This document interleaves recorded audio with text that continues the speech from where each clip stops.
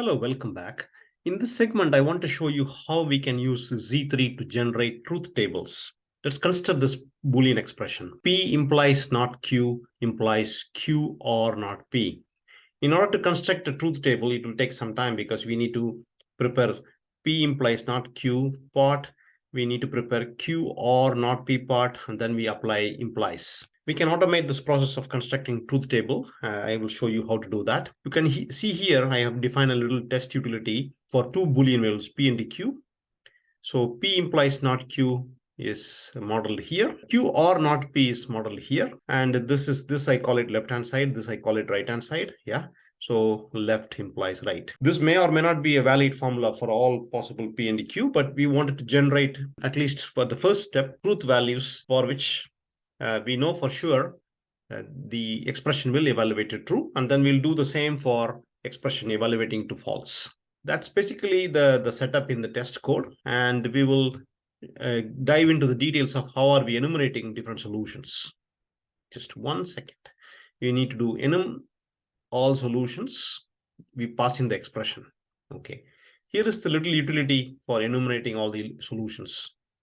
We first print the expression that we got. In this case, it will be P implies not Q implies Q or not P. We create a solver object. We instantiate the solver object here.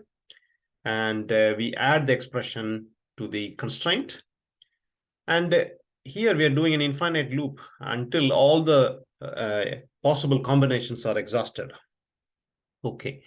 So all we are doing here is that we check whether is there a solution. This is something we talked about earlier, how to check for a satisfiability. If it is satisfied, we get a model. We print the model. Printing a model means one row of your truth table will be printed, but we don't want the same row to come again and again, right? That's the reason why we need to block the duplicate values. So blocking is try to avoid having the same truth value coming. Okay. When I run this with an example, I will show you what's happening here in the block. Okay. And then why are we adding this s.add of or of block? Because we wanted to make sure not the exact same combination of P and Q will come again and again. Okay, we don't want that to come. That is the reason why we are doing this little trick.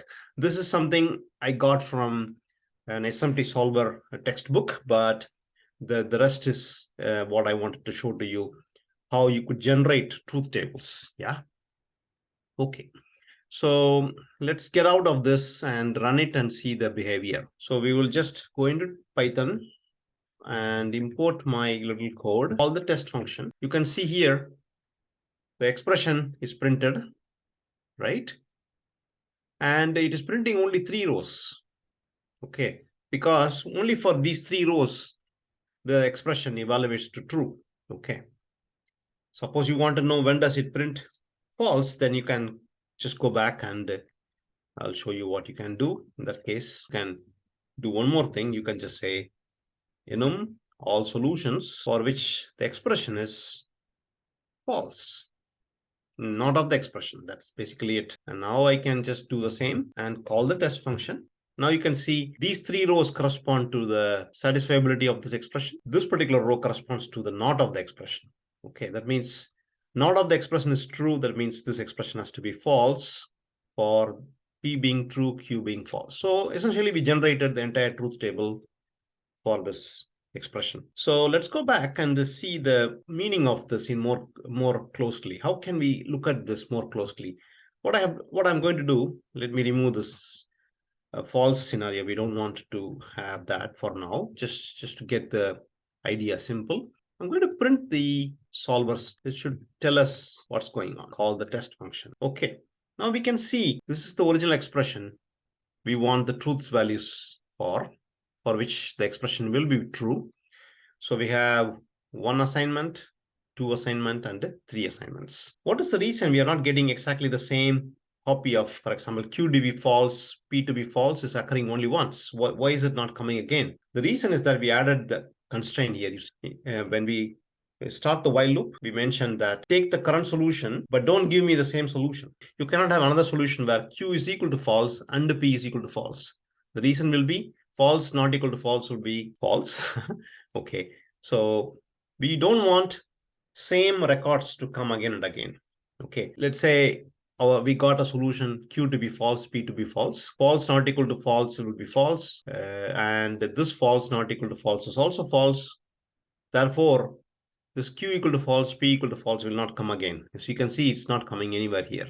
In the next iteration of the while loop, since we have a new solution, P being true, Q being true, we are also adding as an extra constraint into the list of constraints the solver should explore. That is the reason why you're not seeing P to be true, Q to be true again somewhere here. And the third is false and true, and we are also adding it.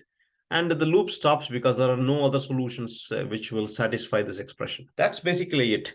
All we did basically is add constraints that the new record that it should produce will be different from all the records that we have seen. Okay, that's all. Thank you very much for your attention.